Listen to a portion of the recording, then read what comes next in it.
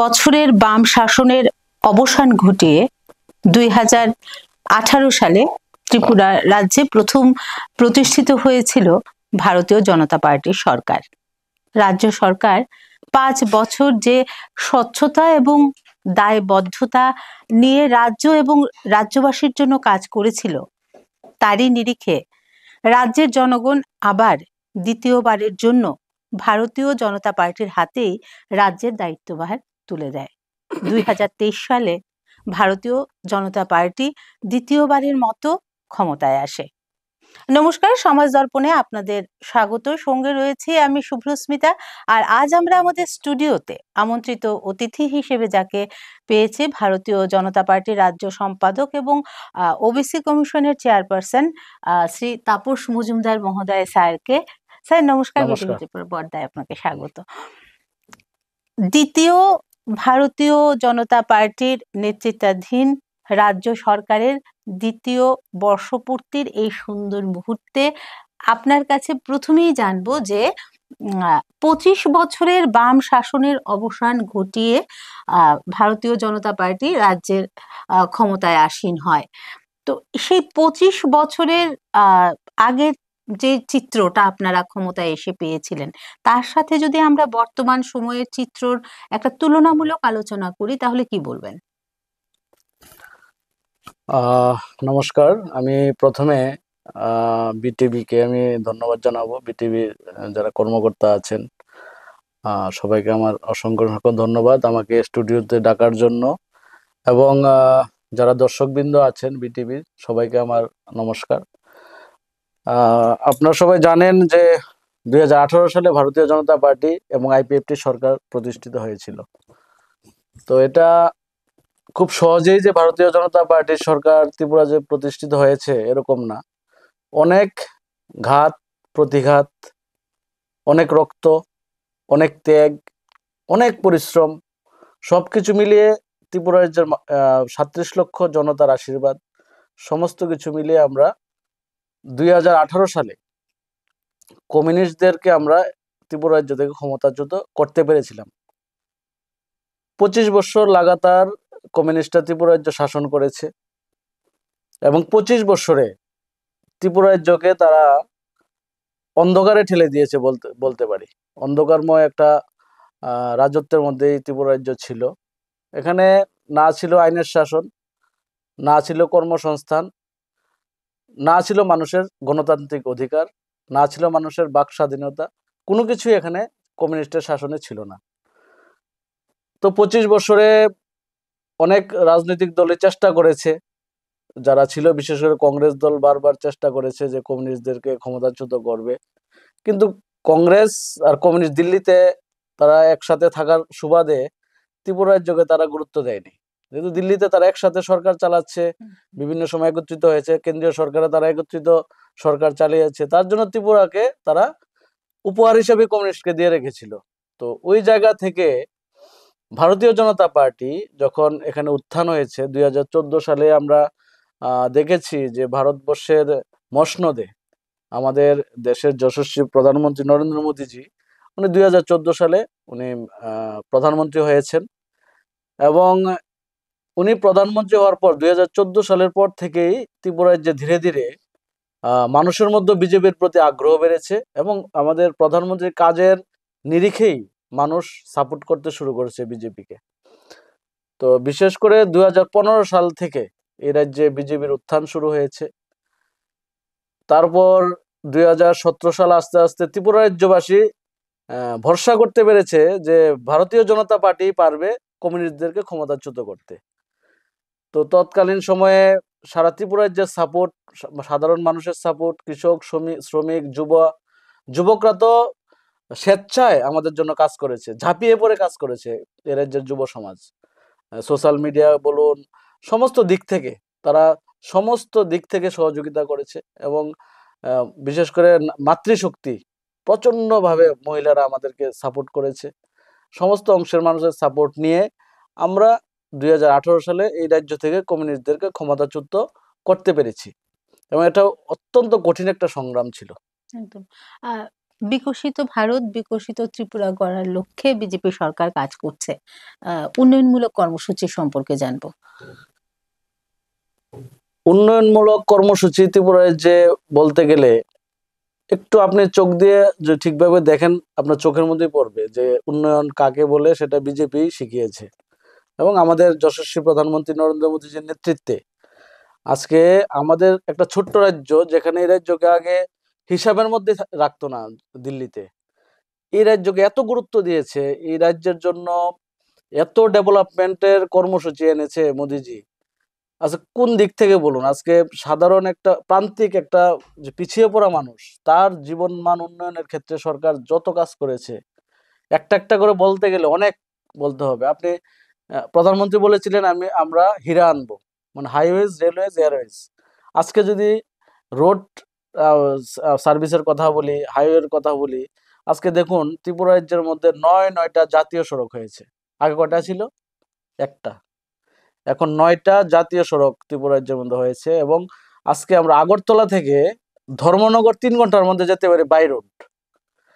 আমরা কুমারঘাটে 2.5 ঘন্টার মধ্যে, কৈলাসহরে আমরা পৌঁছতে পারি, কুমারঘাট কৈলাসহর 2.5 ঘন্টার মধ্যে পৌঁছতে পারি। আমরা কমলপুরে 2 ঘন্টার মধ্যে পৌঁছতে পারি। আমরা খোয়াইতে 1.5 ঘন্টার মধ্যে পৌঁছতে পারি। আমরা সাবরুমে 2.5 ঘন্টার মধ্যে পৌঁছতে পারি। আমরা বিলোনিয়াতে 2 ঘন্টার মধ্যে পৌঁছতে পারি। মানে আজকে আমাদের মানে হাইওয়েগুলি বা আমাদের রোড সার্ভিস এত সুন্দর হয়েছে, রাস্তাগুলি এত সুন্দরভাবে তৈরি করা হয়েছে যে আমরা অনায়াসে বাই রোডে আমরা খুব তাড়াতাড়ি ত্রিপুরাতে আমরা প্রত্যেকটা জায়গাতে যাতায়াত করতে পারি। কিন্তু কোনো এক সময় তো এরকম চিত্র ছিল না। 18 আগের চিত্র এরকম ছিল না, রাস্তাঘাট এরকম ছিল না, শুধু একটা জাতীয় সড়ক ছিল। তো তারপর আপনি আসুন এয়ারওয়েজের কথা। আমাদের যে বর্তমান আমাদের যে এয়ারপোর্ট, মহারাজা বীর বিক্রম কিশোর মাণিক্য বাহাদুরের নামে আমাদের সরকার করেছে, ইন্টারন্যাশনাল এয়ারপোর্ট তৈরি করেছে। আজকে ত্রিপুরার যে ডেভেলপমেন্ট চোখে পড়ে, যখন একজন লোক বাইরে থেকে আসে, ত্রিপুরার যে প্রথম এয়ারপোর্টে আসে, ত্রিপুরার যে মাটিতে পা রাখে, তখন থেকে সে কিন্তু ডেভেলপমেন্ট বুঝতে পারে যে ত্রিপুরার যে কিরকম ডেভেলপমেন্ট হয়েছে। যে আজকে থেকে 7-8 বছর আগে ত্রিপুরাতে, 8-9 বছর আগে এসছে, তারা আজকে আসলে অবাক হয়ে যায় এত তাড়াতাড়ি কিভাবে সম্ভব যে ত্রিপুরার যে এত সুন্দরভাবে ত্রিপুরার জায়গায় ডেভেলপ করা হয়েছে, কিভাবে এটা সম্ভব হয়। তারপর আপনার এই কতগুলি এখন ফ্লাইট চলছে, সকাল থেকে রাত্র পর্যন্ত আপনার ফ্লাইট পাবেন আগরতলা এয়ারপোর্ট থেকে, বিবেকানন্দ আর সরি মহারাজা বীর বিক্রম কিশোর এয়ারপোর্ট থেকে। তারপর আপনার রেল সার্ভিসে আসুন।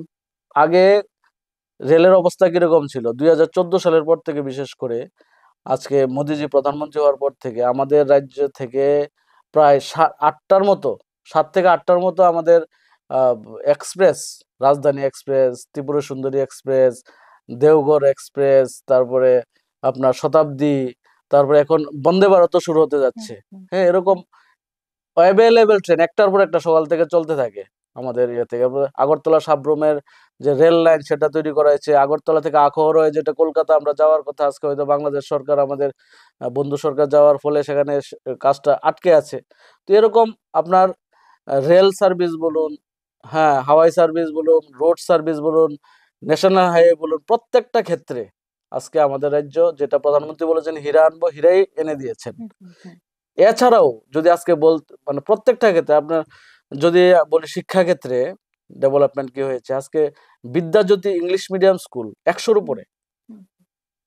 কোনো এক সময় আমাদের যে সাধারণ ঘরের ছেলে মেয়েরা তো ইংলিশ মিডিয়ামে পড়তে পারতো না, আজকে তারাও পড়ছে সরকারি ইংলিশ মিডিয়ামে। বিদ্যাজ্যোতির মাধ্যমে তারা আজকে ইংলিশ মিডিয়াম মাধ্যমে তারা পড়াশোনা করতে পারছে। ঠিক আছে? তো এরকম কত জায়গায় স্কুলগুলিকে নতুন ভাবে ইনোভেশন করা হচ্ছে, নতুন ভাবে তৈরি করা হচ্ছে, নতুন বিল্ডিং তৈরি করা হচ্ছে। ইনফ্রাস্ট্রাকচার ডেভেলপমেন্ট যেটা ত্রিপুরার যে দরকার ছিল, সেটা আমাদের সরকার করে দিয়েছে। ইনফ্রাস্ট্রাকচার আছে, এবং তার জন্য আজকে ত্রিপুরার যে প্রত্যেকটা ক্ষেত্রে, আজকে আপনি সাধারণ একটা যে গরিব মানুষ, যেটা আমাদের প্রধানমন্ত্রী বলেছেন যে আমাদের দেশের কোনো কাঁচা ঘর থাকবে না, প্রত্যেকটা কাঁচা ঘরকে পাকা ঘর বানানো হবে। এবং সেই লক্ষ্যে আজকে আমাদের রাজ্যে প্রায় 4 লক্ষর মতো ঘর স্যাংশন হয়েছে, এর মধ্যে 3 লক্ষের উপর তৈরি করা হয়ে গেছে। আর কোনো এক সময় একটা গ্রামের মধ্যে একটা ঘরই স্যাংশন হতো সারা বছরে। আর ঘরে এক এক বাড়িতে রেশন কার্ড হয়তো এক বাড়িতে 3 ভাই থাকে, 3 ভাই 3টা ঘর পেয়েছে। শৌচালয় প্রত্যেকের বাড়ি বাড়ি করে দেওয়া হয়েছে। বিদ্যুতের ব্যবস্থা বাড়ি বাড়ি করে দেওয়া হয়েছে। বিশুদ্ধ পানীয় জলের ব্যবস্থা নল পেয়জলের মাধ্যমে ঘরে ঘরে পৌঁছে পানীয় জলের ব্যবস্থা দেওয়া হয়েছে। তারপরে উজ্জ্বলা যোজনার মাধ্যমে গ্যাসের ব্যবস্থা করে দেওয়া হয়েছে। তারপর আপনার এই যে 5 কেজি করে ফ্রিতে, আমরা এই করোনার সময় থেকে, লকডাউন সময় থেকে এখন পর্যন্ত 80 কোটি মানুষকে ফ্রিতে পার হেড 5 কেজি করে আমাদের কেন্দ্রীয় সরকার মানুষকে দিয়ে, সারা ভারতবর্ষের সাথে ত্রিপুরার মানুষও পাচ্ছে। তো আজকে ডেভেলপমেন্টের কথা বলে প্রত্যেক ক্ষেত্রে আপনার কোন ক্ষেত্রটা আপনি বলবেন যেখানে আমাদের সরকার কাজ করছে না? প্রত্যেকটা ক্ষেত্রে আমরা যেটা কমিটমেন্ট, বিজেপি এরকম একটা সরকার বা এরকম একটা দল যেটা কমিটমেন্ট করেছে, সেই কমিটমেন্ট আমাদের সরকার পালন করবেই। হ্যাঁ, কোন এক সময় ছিল যে সরকার দল কমিটমেন্ট করত, নির্বাচনী ইস্তেহারে বিভিন্ন ধরনের মুখরোচক সমস্ত কমিটমেন্ট ছিল, কিন্তু কার্যক্ষেত্রে একটাও পূরণ করতো না। কিন্তু আজকে প্রত্যেকটা কমিটমেন্ট আমাদের সরকার কিন্তু করে যাচ্ছে, যেগুলি কমিটমেন্ট নির্বাচনী ইস্তেহারে আস্তে আস্তে সবকিছুই করে যাচ্ছে। তো আজকে ডেভেলপমেন্টের দিক থেকে ত্রিপুরা যে অনেকখানি এগিয়ে। আজকে আগরতলা শহর স্মার্ট সিটি, ঠিক আছে? এই স্মার্ট সিটি কমিউনিস্ট ত্রিপুরার যে ছিল তখন থেকেই বলবে আমরা শুরু করেছি, কিন্তু কেন্দ্রে কার সরকার ছিল? মোদিজি ছিল প্রধানমন্ত্রী, হওয়ার পর থেকেই তো স্মার্ট সিটি হয়েছে ত্রিপুরা। এখন ত্রিপুরার যে বিজেপির সরকার 18তে আসার পর থেকে আজকে আগরতলা শহরকে, আপনিও আগরতলায় থাকেন, আগরতলা শহর এখন আগের আগরতলা শহরের মতো নেই, কিন্তু একটা উজ্জ্বল একটা নক্ষত্রের মতো জল করছে। একটা আগরতলা শহরের বড় বিল্ডিং এর উপর দাঁড়িয়ে যদি শহরটাকে দেখুন না, একটা ফরেন কান্ট্রির মতো দেখা যায়। এত সুন্দর, এত সুন্দর আগরতলা হয়েছে। স্বচ্ছতা, কোনো এক সময় আমি ব্যক্তিগতভাবে অন্য স্টেটে গেলে ত্রিপুরাতে আসলে মনটা খারাপ হয়ে যেত যে আমরা এত একটা ব্যাকওয়ার্ড একটা স্টেটে আমরা থাকি, একটা গরিব স্টেটে থাকি, যেখানে কোনো কিছুর ফেসিলিটিস নেই। কিন্তু আজকে ত্রিপুরাতে আসলে মনে হয় ত্রিপুরা এত সুন্দর, ত্রিপুরা এত ডেভেলপড। আজকে মনটা খারাপ হয় না কিন্তু, যখন এয়ারপোর্টে আসি বা রেলে আসি, নামলে মনে হয় যে না, আমার ত্রিপুরা কত সুন্দর, কত ডেভেলপ করেছে। বরঞ্চ যে স্টেটে যাই সেই স্টেট থেকে আরো বেশি সুন্দর লাগে আমার এই ত্রিপুরা রাজ্য। তো ডেভেলপমেন্টটা সবাই চোখেই পড়বে। যে এখন রাজনীতি করার জন্য যদি কেউ কিছু বলে, তার জন্য তো আমাদের কিছু বলার নেই, রাজনীতি করার সাথে কথা বলবে। কিন্তু প্রকৃত পক্ষে, প্রকৃত মাইনেতে যদি কেউ বলে ত্রিপুরা রাজ্যের ডেভেলপমেন্ট, অবশ্যই বলবে ত্রিপুরা রাজ্যের ডেভেলপমেন্ট হয়েছে, এবং অনেকখানি হয়েছে। যতখানি ভাবা যায় না এর থেকে অনেক 100 গুণ বেশি হয়েছে। আহ, আমরা সমাজবদ্ধ জীব, হুম, তো সামাজিক ক্ষেত্রে হুম। কি কি পরিবর্তন বা কি কি সংশোধন হয়েছে বলে আপনার মনে হয় বিজেপি সরকারের আমলে? দেখুন, সামাজিক ক্ষেত্রে দেখুন, সমাজ পরিবর্তনের মাধ্যমে দেশের পরিবর্তন, এটা আমাদের স্লোগান, আমাদের কথা। সমাজকে পরিবর্তন করতে হবে। তো কোনো এক সময় ত্রিপুরা রাজ্যটা ছিল একটা, কি বলবো, নাস্তিকদের একটা রাজ্য ছিল। নাস্তিক, কমিউনিস্টরা তো আর ভগবান বিশ্বাস করে না, ধর্মকে বিশ্বাস করে না। তারা তো বলে ধর্ম হচ্ছে আফিমের নেশা। তো তারা ধর্ম সম্পর্কে তারা ভাবনাও নেই, চিন্তাও নেই। ত্রিপুরা যেরকম একটা পরিস্থিতি ছিল, আজকে একটা ধার্মিক একটা পরিবেশ ত্রিপুরা রাজ্যে তৈরি হয়েছে। আজকে দেখুন না, প্রত্যেকটা মানুষের মধ্যে একটা ধার্মিক জাগরণ সৃষ্টি হয়েছে। আমাদের ধর্মীয় স্থান যেগুলি আছে, আজকে মাতা ত্রিপুরা সুন্দরীর মন্দিরটা বলুন, হ্যাঁ, 200 কোটি টাকার প্রজেক্ট, কত সুন্দর করে মন্দিরটাকে, আগে কিরকম ছিল মাতা ত্রিপুরেশ্বরীর মন্দির, আজকে কত সুন্দর করে একটা প্রজেক্ট নির্মাণ করে, এবং তার জন্য আলাদা রাস্তা পর্যন্ত আরেকটা তৈরি হচ্ছে বাই রোড এয়ারপোর্ট থেকে ত্রিপুরা সুন্দরী মা টেম্পলে যাওয়ার জন্য। তো কি সুন্দর করে মন্দিরটাকে তৈরি করা হচ্ছে। এরকম প্রত্যেকটা ধার্মিক স্থল সেটাকে তৈরি করা হচ্ছে, এবং মানুষ যাতে আহ, নির্দ্বিধায়, হ্যাঁ, স্বাধীনভাবে তার ধর্ম পালন করতে পারে, সেই ব্যবস্থা আমাদের সরকার করছে। একটা ধার্মিক পরিবেশ তৈরি হয়েছে ত্রিপুরা রাজ্যে, সমাজের মধ্যে সচেতনতা তৈরি হয়েছে, আমাদের কালচার, আমাদের সংস্কৃতিটা কি সেটা জানার আগ্রহ সৃষ্টি হয়েছে। যুব সমাজ যেটা বিভ্রান্ত হয়ে গিয়েছিল, যুব সমাজ তো আগে কিছুই জানতো না যে আমাদের আমাদের ভারতীয় সংস্কৃতি কি, আমাদের কালচারটা কি, আমাদের ঐতিহ্য কি, আমাদের ইতিহাস কি, সেটা জানার আগ্রহ ছিল না। শুধু কমিউনিজম, কার্ল মার্কস, লেনিন, স্টেলিন নিয়ে তারা আলোচনা চর্চা, তাদের জন্মদিবস, তাদের মৃত্যু দিবস পালন করা, তাদের কার্যালয়ে তাদের ফটো লাগিয়ে তাদের পূজা করা, এটাই ছিল তাদের কমিউনিস্টদের কাজ। এটাই শেখাচ্ছিল আমাদের যুব সমাজকে। কিন্তু আজকে দেখা যায় মানুষ এগুলি করছে না। কিন্তু এখন মানুষ কার পূজা করছে? স্বামী বিবেকানন্দর পূজা করছে, ভগবান শ্রী রামচন্দ্রের পূজা করছে। ঠিক আছে? তো আজকে মানুষ তো ত্রিপুরা রাজ্যের একটা সামাজিক একটা অনেক পরিবর্তন হয়ে গেছে। কিন্তু একটু লক্ষ্য করলে দেখতে পাবে অনেক সামাজিক পরিবর্তন আসছে ত্রিপুরা রাজ্যের মধ্যে। তো আমরা যেটা বলছি যে সমাজের পরিবর্তনের মধ্যে আজকে আমরা ভারতীয় সংস্কৃতিকে যদি আমরা ভুলে যাই, আমরা যদি কমিউনিজমকে এখানে প্রতিষ্ঠিত করার জন্য চেষ্টা করছিল, যে কমিউনিজমের মাধ্যমে আমরা ত্রিপুরা রাজ্য চালানোর যারা চেষ্টা করেছিল সেই সময়টা, আর বর্তমানে ভারতীয় সংস্কৃতিকে প্রতিষ্ঠিত করার জন্য আমাদের সরকার, আমাদের দল প্রতিনিয়ত আমার সহযোগিতা, আমাদের যে সংস্কৃতিটা আমাদের যুব সমাজ জানতে হবে, আমরা কোথা থেকে এসেছি, আমাদের আমাদের ঐতিহ্যকে, আমাদের পূর্বপুরুষরা কারা ছিল, কিভাবে আমাদের দেশ পরিচালনা হতো, কি আমাদের সংস্কৃতি ছিল, এই জিনিসটা আমাদের এই সরকার আসার পর একটা সামাজিক পরিবর্তন হয়েছে তার মাধ্যমে। স্যার, এবার আপনার কাছে জানবো যে রাজ্যের জনজাতি অংশের মানুষের উন্নয়নের ক্ষেত্রে সরকার কি কাজ করেছে বা তাদের উন্নয়নের জন্য আর কি পরিকল্পনা রয়েছে? আমাদের সরকার আসার পর থেকে ত্রিপুরার যে জনজাতিদের উন্নয়নের জন্য অনেক পদক্ষেপ নেওয়া হয়েছে। প্রথমত আমাদের রাজ্যে দীর্ঘ 30 বছরের একটা সমস্যা ছিল, যেটা শরণার্থী সমস্যা, ব্রু শরণার্থী সমস্যা একটা, যেটা ছিল কাঞ্চনপুরে। ওই শরণার্থী যারা ছিল প্রায় এখানে 30-35 হাজারের মতো হবে, যারা বিতাড়িত হয়ে মিজোরাম থেকে ত্রিপুরায় যে এসেছিল, তাদেরকে তাদের বসবাসের ব্যবস্থা করে দিয়েছিল, আমাদের সরকার করে দিয়েছে। ত্রিপুরার যে বিভিন্ন জায়গায় তাদেরকে জায়গা দিয়েছে, ঘর করে দিয়েছে এবং তাদেরকে আর্থিক সহযোগিতাও করেছে। তো একটা বিরাট একটা সমস্যা, যেটা দীর্ঘদিন ধরে ত্রিপুরা রাজ্যের মধ্যে সেই সমস্যাটা ছিল এবং তারা খুব খারাপ পরিস্থিতিতে ছিল। এবং কমিউনিস্টরা কিন্তু 25 বছরে তাদের জন্য কিছুই করেনি এই শরণার্থীদের জন্য। তো এটা আমাদের সরকার এসে এখানে 600 কোটি টাকার একটা প্যাকেজের মাধ্যমে তাদেরকে সমস্ত ফেসিলিটিস দিয়ে, তাদেরকে জায়গা দিয়ে, বাড়িঘর বানিয়ে সমস্ত কিছু তাদেরকে দিয়েছে, আর্থিক সহযোগিতা করেছে, নাম্বার 1। এছাড়াও আজকে আমরা দীর্ঘদিন ধরে আমরা দেখেছি যে জনজাতি জনপদগুলিতে রাস্তাঘাট ছিল না, আজকে সেই জায়গার মধ্যে রাস্তাঘাটও তৈরি করা হয়েছে। অনেক প্রত্যন্ত অঞ্চল আছে যেখানে তারা বিদ্যুতের আলোয় কখনো দেখেনি। ওই প্রত্যন্ত অঞ্চলে বিদ্যুতের খুঁটি গিয়ে কিন্তু পড়ছে, সেখানে আলো আজকে জ্বলছে। সেখানে আজকে জনজাতিরা, ওই অঞ্চলের জনজাতিরা আজকে বিদ্যুতের ব্যবহার করতে পারছে।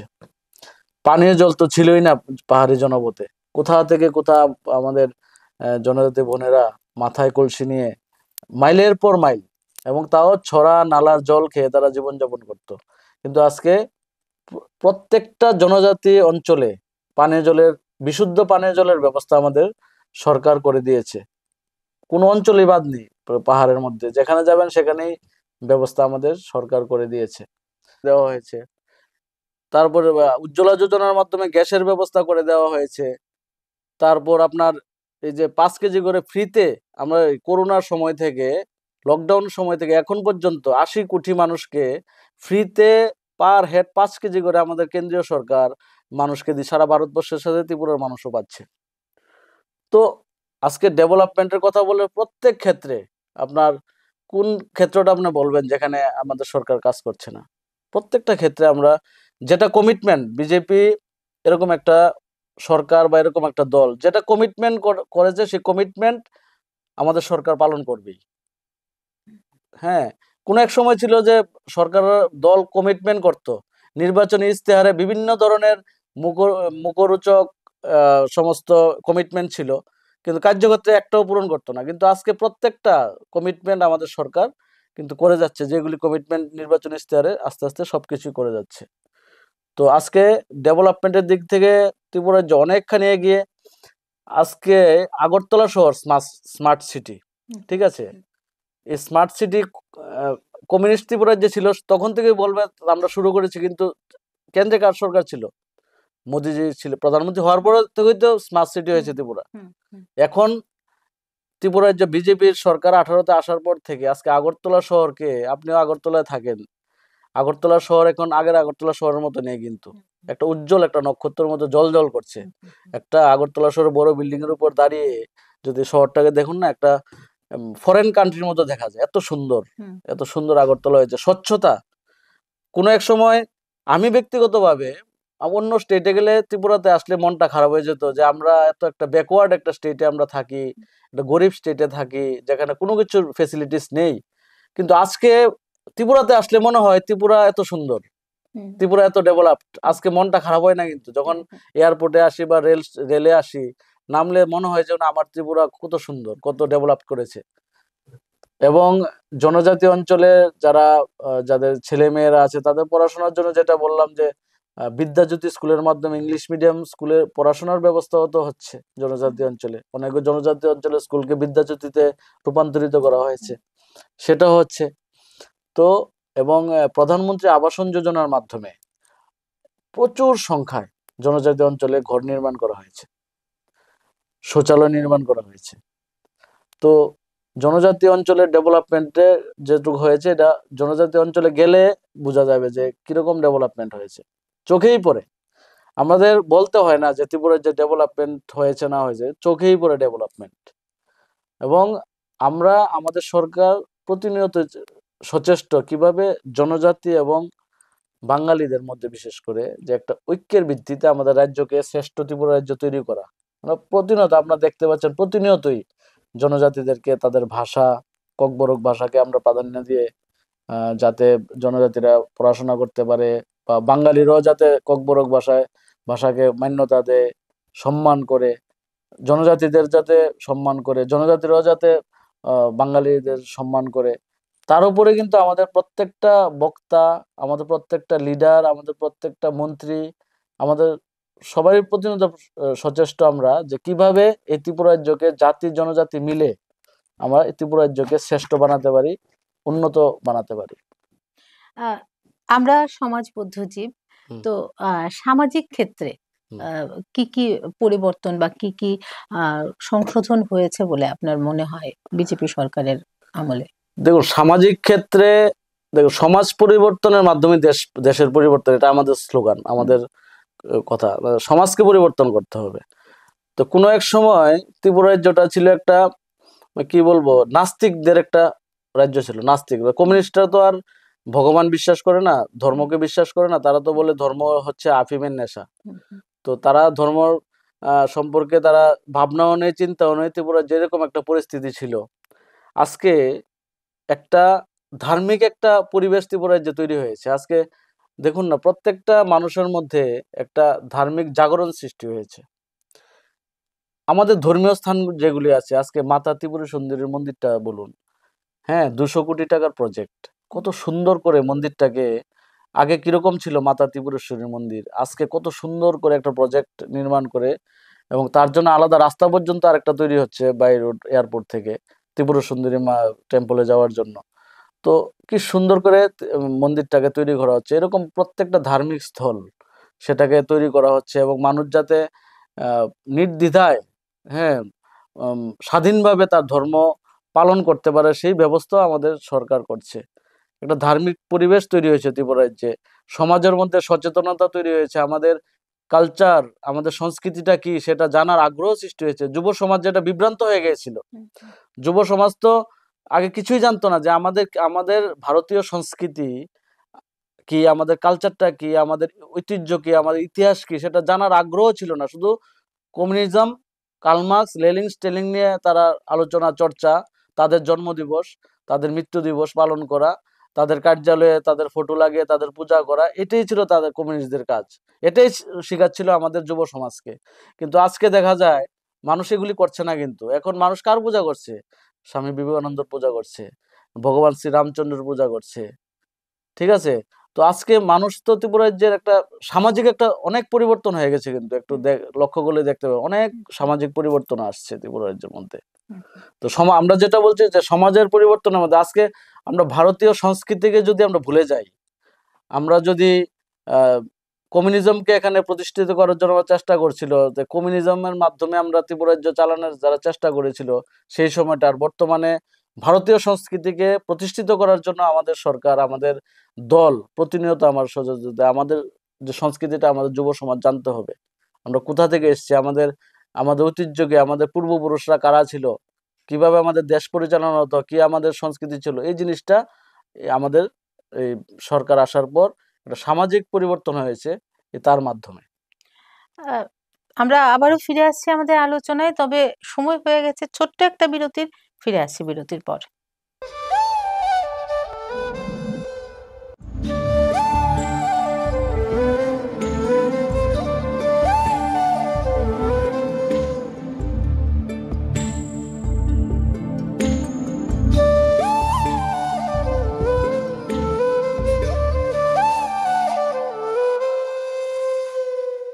স্যার স্যার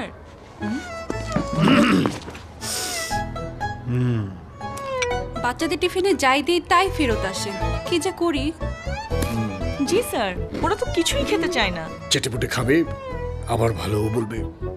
কি? ফ্রুট ফানের কথা বলছি। ফ্রুট ফান বিস্কুটের আনারসের ক্রিমি স্বাদে সবাই ডুবে যাবে আর বলবে, গয়না যখন বোঝে তোমার স্টাইল। শ্যাম সুন্দর কোম্পানি জুয়েলার্স। শেফদের পছন্দ সিস্টার মশলা, যা মডার্ন টেকনোলজি এবং স্বাস্থ্যসম্মত। সিস্টার, নিশ্চিন্তের প্রতীক।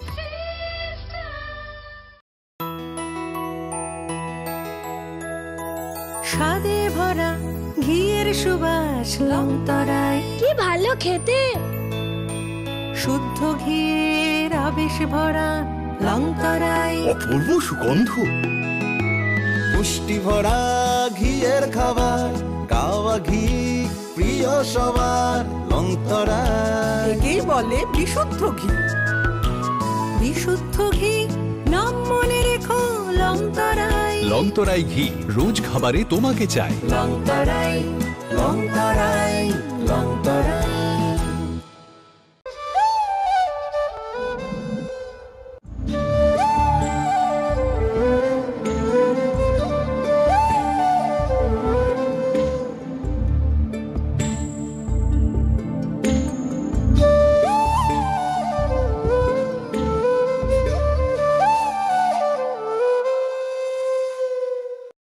ফিরে এলাম আবারও বিরতির পর। স্যার, সরাসরি চলে যাচ্ছে আপনার কাছে, জানবো যে রাজ্য সরকারের ইনফ্রাস্ট্রাকচারাল ডেভেলপমেন্ট কর্মসূচিগুলো সম্পর্কে।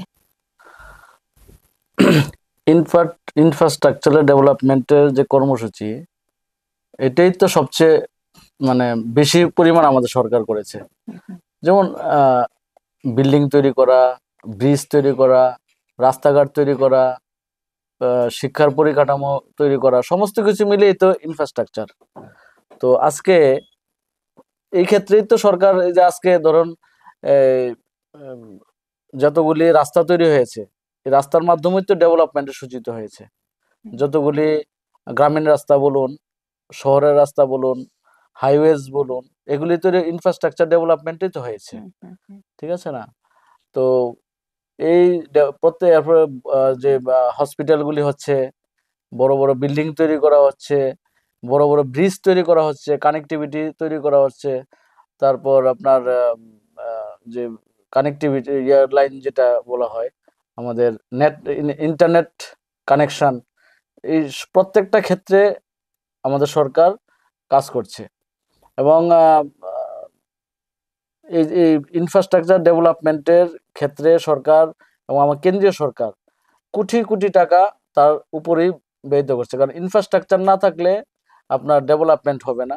আর ইনফ্রাস্ট্রাকচার না থাকলে বাইরে থেকেও যারা ইন্ডাস্ট্রিয়ালিস্ট যারা আছে, হ্যাঁ, যারা এখানে কিছু করতে চায়, ইন্ডাস্ট্রি স্থাপন করতে চায়, এখানে যদি সঠিক বিদ্যুৎ পরিষেবা না পায়, সঠিক রাস্তাঘাট না পায়, যদি জলের ব্যবস্থা না থাকে, হ্যাঁ, যদি সঠিকভাবে লেবারের ব্যবস্থা না থাকে, শ্রমিকের ব্যবস্থা যদি না থাকে, তাহলে এখানে ইন্ডাস্ট্রি স্থাপন করতে আসবে না। এবং সবকিছু মিলিয়ে একটা ভালো পরিবেশ দরকার হয়, আইন শৃঙ্খলা পরিস্থিতিও ঠিক থাকতে লাগে। তো সমস্ত কিছু মিলিয়ে যে ইনফ্রাস্ট্রাকচার ডেভেলপমেন্ট আমাদের সরকার, যে আমাদের পরিকাঠামো উন্নয়ন, সেটার উপর গুরুত্ব দিয়েছে। হ্যাঁ, তো আজকে দেখা যায় তার ফলশ্রুতিতে আজকে অনেক টাটার মতো বড় ইন্ডাস্ট্রি যেগুলি আছে, ত্রিপুরার যে ইন্ডাস্ট্রি স্থাপনের জন্য আসছে ত্রিপুরা রাজ্যের মধ্যে। হ্যাঁ, কথা হয়েছে, আমাদের মাননীয় মুখ্যমন্ত্রী প্রফেসর ডক্টর মানিক সাহার সাথেও দেখা করেছেন। তো হচ্ছে এগুলি ডেভেলপমেন্টের জন্য। আর আমাদের যিনি মুখ্যমন্ত্রী আছেন উনি তো প্রতিনিয়ত ত্রিপুরা রাজ্যের ডেভেলপমেন্টের কথাই চিন্তা করছেন, কিভাবে ত্রিপুরা রাজ্যকে শ্রেষ্ঠ ত্রিপুরা তৈরি করা যায়, কিভাবে ত্রিপুরা রাজ্যের ডেভেলপমেন্টকে একবার উচ্চ স্তরে নিয়ে যাওয়া যায়, সেই লক্ষ্যেই প্রতিনিয়ত উনি কাজ করছেন। এবং মোদিজি, আমাদের কেন্দ্রীয় সরকার সর্বতোভাবে, এবং আর্থিক যে প্যাকেজগুলি এক একটা বিশাল বিশাল প্যাকেজ। প্রথমত হাইওয়েজের জন্য আপনার যখন আমাদের চিফ মিনিস্টার বিপ্লব কুমার দেব যে ছিলেন, প্রায় একসাথেই তা 28,000 কোটি টাকা স্যাংশন করলো হাইওয়ে রাস্তার জন্য শুধু। তো আমাদের মতো একটা ছোট্ট একটা প্রান্তিক রাজ্য, তার জন্য আমাদের কেন্দ্রীয় সরকার এবং আমাদের মাননীয় প্রধানমন্ত্রী এত চিন্তা করছেন। তো তার জন্য আমাদের এখানে যে পরিকাঠামোগত উন্নয়ন যেটা, সেটা ব্যাপকভাবে সূচিত হচ্ছে। দ্বিতীয়বার ভারতীয় জনতা পার্টি ক্ষমতায় আসেন, দ্বিতীয় বর্ষপূর্তির মুহূর্ত, পাশাপাশি একদম কাছেই রয়েছে আন্তর্জাতিক নারী দিবস। তো মহিলাদের সশক্তিকরণের ক্ষেত্রে কি কি পদক্ষেপ গ্রহণ করা হয়েছে বা ভবিষ্যতে আর কি কি পরিকল্পনা রয়েছে? আমাদের রাজ্যে কোনো এক সময় মহিলাদের অবস্থানটা কোথায় ছিল একবার ভেবে দেখুন। মহিলাদেরকে শুধুমাত্র মিটিং মিছিলে নিয়ে হাঁটানোর জন্যই তাদেরকে ব্যবহার করা হতো, আর রেগার কাজের লোভ দেখিয়ে তাদেরকে কমিউনিস্টরা পরিচালিত করত। হ্যাঁ, ওই পরিচারিকা ভাতা, এইসব ভাতা টাতা কিছু তৈরি করে তাদেরকে তাদের মিটিং মিছিলে নিয়ে যাওয়ার জন্য এবং রাজনীতি করার জন্য মহিলাদেরকে ইউজ করত। এবং তার জন্যই আমাদের রাজ্যের মহিলাদের কোনো ডেভেলপমেন্ট হয়নি। কিন্তু আমাদের সরকার আসার পর দেখুন, একটা উদাহরণের মাধ্যমে বুঝবেন যে ডেভেলপমেন্ট মহিলাদের জন্য কতটুকু করা হয়েছে। সেলফ হেল্প গ্রুপ, এই 18 আগে ত্রিপুরার যে 4,000-এর মাত্র সেলফ হেল্প গ্রুপ ছিল, শুধু 4,000, এখন 47,000-এর উপরে এখানে সেলফ হেল্প গ্রুপ তৈরি করা হয়েছে। তো এই যে ডেভেলপমেন্টটা এটাতে পরিলক্ষিত হয় যে আমাদের রাজ্যের মহিলাদের উন্নয়নের জন্য আমাদের সরকার কি পদক্ষেপ নিয়েছে। এবং এই সেলফ হেল্প গ্রুপের মাধ্যমে, স্বসহায়ক দলের মাধ্যমে আজকে প্রত্যেকটা নারী, আমাদের প্রত্যেকটা মহিলা শক্তি, গ্রামীণ মহিলারা বলুন, শহরের মহিলারা বলুন, আজকে তারা লোন নিচ্ছে সেলফ হেল্প গ্রুপ থেকে। লোন নিয়ে তারা বিভিন্ন রকম কাজ করছে। আজকে যে মেলাগুলি হচ্ছে, সেখানে গেলে আপনারা দেখতে পান যে বিভিন্ন বাণিজ্য মেলা হয়, সরস মেলা হয়, এরকম অনেক মেলা হয়। এখানে মহিলারা স্টল নিয়ে বসছে, তারা তৈরি করা জিনিস, হাতের বাঁশ বেতের জিনিস, কাঠের জিনিস, বা পিঠাপুলি তৈরি করছে, ভ্যারাইটিস কাপড় তৈরি করছে। তারা ওই সেলফ হেল্প গ্রুপের থেকে লোন নিয়ে তারা এই কাজগুলি করছে। এবং আজকে মহিলারা পুরুষের সাথে হাতে হাত মিলিয়ে একটা সংসারের ডেভেলপমেন্টের জন্য চিন্তা করছেন, তার পরিবারের উন্নয়নের জন্য হাত বাড়িয়ে দিয়েছেন। এবং তার সম্ভব হয়েছে কেন? সম্ভব হয়েছে আমাদের সরকারের বলিষ্ঠ পদক্ষেপ এবং আমাদের মাননীয় মুখ্যমন্ত্রী প্রফেসর ডক্টর মানিক সাহার বলিষ্ঠ পদক্ষেপের জন্য, এবং মহিলাদের সশক্তিকরণের জন্য যে চিন্তা ওনার আছে, তার জন্য এটা সম্ভব হয়েছে। এবং মোদিজি, আমাদের প্রধানমন্ত্রীও বারবার নারী শক্তির কথাই বলেন, মাতৃশক্তির কথাই বলেন। তো অনেকখানি ডেভেলপমেন্ট হয়েছে। এবং আরেকটা বিষয় যে মহিলাদের সম্মান, আজকে কোন এক সময় আমরা দেখতাম যে কয়টা শৌচালয় ছিল আপনার আগরতলা শহরে, প্রত্যেকটা মোড়ে মোড়ে এখন শৌচালয় আছে, সুলভ শৌচালয়। আপনি গ্রামীণ বাজারগুলিতে শৌচালয় আছে। বিশেষ করে ছাত্রী যারা আছে তাদের জন্য প্রত্যেকটা স্কুলে আলাদাভাবে শৌচালয় তৈরি করা হয়েছে স্বচ্ছ ভারত অভিযানের যে কর্মসূচি, তার মাধ্যমে। তো মহিলাদেরকেও তাদের সম্মান ফিরিয়ে দিয়েছে আমাদের সরকার। এবং যে আমাদের মাতৃশক্তি, তাদের সম্মান রক্ষার্থে আমাদের সরকার অনেক স্টেপ নিয়েছে। এবং যাতে করে আরো বেশি আমাদের মাতৃশক্তি আরো বেশি ডেভেলপড হয়, এবং বিশেষ করে যারা ইয়ং জেনারেশন আছে, হ্যাঁ, আমাদের বোনেরা আছে, আমাদের সন্তানরা আছে, তাদের আরো বেশি কিভাবে ডেভেলপমেন্ট করা যায়, তাদের পড়াশোনার ক্ষেত্রে তাদেরকে কিভাবে বেশি করে হেল্প করা যায়, তারা যাতে সব ক্ষেত্রে, হ্যাঁ, ছেলেদের সাথে পুরুষদের সাথে হাতে হাত মিলিয়ে এগিয়ে যেতে পারে। এবং 33% যে রিজার্ভেশন, এটা কিন্তু আমরাই কিন্তু ভারতীয় জনতা পার্টি কিন্তু এটাকে আমরা মান্যতা দিয়েছি। আমাদের দেখুন যেটা আমাদের গ্রাসরুট নির্বাচন, ত্রিস্তর পঞ্চায়েতে 50% উপর মহিলাদেরকে দাঁড় করানো হয় বিজেপিতে। 33% রিজার্ভেশন আপনার প্রত্যেকটা ক্ষেত্রে, চাকরি ক্ষেত্রে বলুন, আর আমাদের দলের যে কমিটিগুলি হয়, আমাদের প্রত্যেকটা কমিটিতে 33% মহিলাদের জন্য রিজার্ভেশন রেখে তারপর কমিটি তৈরি করা হয়, তাদেরকে 33% দেওয়া হয়, সুযোগ দেওয়া হয়। তো ভারতীয় জনতা পার্টি এবং ভারতীয় জনতা পার্টির সরকার, আমাদের দেশের যশস্বী প্রধানমন্ত্রী, আমাদের রাজ্যের মাননীয় মুখ্যমন্ত্রী প্রফেসর ডক্টর মানিক সাহা মহোদয়, আমরা, আমাদের সরকার, আমাদের দল এই রাজ্যের মহিলাদের সশক্তিকরণের জন্য, মাতৃশক্তিতে সশক্তিকরণের জন্য আমাদের প্রত্যেকটা পদক্ষেপ নেওয়া হচ্ছে। আরেকটা বিশেষ গুরুত্বপূর্ণ বিষয় হচ্ছে স্বাস্থ্য। তো এই যে স্বাস্থ্য ব্যবস্থার উন্নয়ন কতটা ত্বরান্বিত হয়েছে? স্বাস্থ্য ব্যবস্থার ক্ষেত্রে আগে দেখুন, আমরা আগরতলা শহরের মধ্যে আমরা আমাদের বাড়িঘর, আমরা জিবিপি হাসপাতাল, আইজিএম হাসপাতাল, তারপর ত্রিপুরা মেডিকেল কলেজ, সরকারি মেডিকেল কলেজ যেগুলি আছে, আপনি দেখুন কোনো এক সময় একটা জঘন্যতম পরিবেশ ছিল সেখানে, মানে দুর্গন্ধ, সেখানে সঠিক ডাক্তারের ব্যবস্থা নেই, নার্সদের দুর্ব্যবহার, এরকম অনেক কমপ্লেইন আমাদের কাছে আসতো। আজকের ডেটে কিন্তু সেটা নেই। আজকে প্রত্যেকটা হাসপাতালের পরিচ্ছন্নতার দিকে সরকার নজর দিয়েছে, যাতে পরিষ্কার পরিচ্ছন্ন থাকে, এবং বেডের অনেক বেড বৃদ্ধি করা হয়েছে, প্রত্যেকটা হাসপাতালে বেডের সংখ্যা বৃদ্ধি করা হয়েছে। এছাড়াও যে আমাদের মহকুমার যে হাসপাতালগুলি আছে, ডিস্ট্রিক্ট হাসপাতালগুলি আছে, সেগুলিকেও আবার নতুনভাবে সেগুলিকে আবার বিল্ডিং তৈরি করা হচ্ছে, ইনফ্রাস্ট্রাকচার সেগুলিকে সঠিকভাবে নির্মাণ করা হচ্ছে। তো এবং ফ্রিতে যাতে আমাদের যে চিফ মিনিস্টার আরোগ্য যোজনা এনেছেন আমাদের মাননীয় মুখ্যমন্ত্রী, এর মাধ্যমে 5 লক্ষ টাকা করে ট্রিটমেন্ট পাচ্ছে। প্রধানমন্ত্রী তো একটা আগের থেকেই ছিল, প্রধানমন্ত্রী আরোগ্য ছিল, 5 লক্ষ টাকার চিকিৎসা পরিষেবা ছিল কেন্দ্র থেকে। কিন্তু আমাদের রাজ্যেও আমাদের মাননীয় মুখ্যমন্ত্রী চিফ মিনিস্টার আরোগ্য যোজনার মাধ্যমে 5 লক্ষ টাকা করে সাধারণ মানুষও যাতে, এবং এটা প্রত্যেকের জন্য, এটা মানে মিডল ক্লাস, গরিব মানুষ, সবার জন্য, সব পরিবারে সেই ফেসিলিটিটা পাবে। 5 লক্ষ টাকা পর্যন্ত চিকিৎসা পরিষেবা এই থেকে, এই যোজনা থেকে পাবে। তো চিকিৎসা ক্ষেত্রে অনেক, আমাদের মাননীয় মুখ্যমন্ত্রী একজন চিকিৎসক, তার জন্য উনি প্রতিনিয়ত চেষ্টা করছেন যাতে আমাদের চিকিৎসা পরিষেবাটা আরো ডেভেলপড হয়। আজকে বাংলাদেশ থেকে, আমাদের পার্শ্ববর্তী দেশ, সেখান থেকে প্রচুর সংখ্যায় এসে আমাদের হাসপাতালগুলিতে ট্রিটমেন্ট করায়, আসে।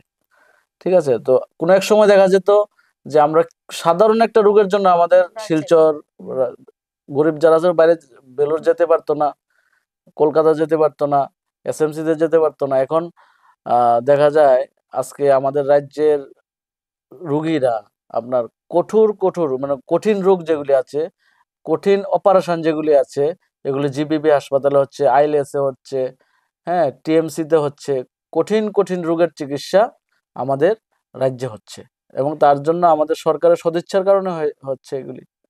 এবং আগামী দিনে আরো চিকিৎসা পরিষেবার জন্য আরো অনেক পদক্ষেপ সরকার নিচ্ছে, আরো হাসপাতাল তৈরি করা, হ্যাঁ, আরো ভালো ভালো ডাক্তারকে রিক্রুট করা। তো এরকম আমাদের সরকারের প্রচেষ্টা প্রতিনিয়ত চলছে। দ্বিতীয় বিজেপি সরকারের নেতৃত্বে দ্বিতীয় বর্ষপূর্তি, তো এই বর্ষপূর্তি উপলক্ষে আপনাদের কি কি পরিকল্পনা রয়েছে বা রাজ্যবাসীকে কি বলবেন আপনি? আমরা প্রথম 18 আসার পর আমরা সেকেন্ড টাইম 23-এ আমাদের সরকার প্রতিষ্ঠিত হয়েছে। তো 23-এ যে সরকার প্রতিষ্ঠিত হয়েছে, তো কঠিন পরিস্থিতিতে হয়েছে, সিপিএম কংগ্রেস একত্রিত হয়েছিল আটকানোর জন্য। তো আমরা ত্রিপুরা রাজ্যের মানুষ আমাদের উপর ভরসা রেখেছে, আমাদের 23-এ সরকার হয়েছে।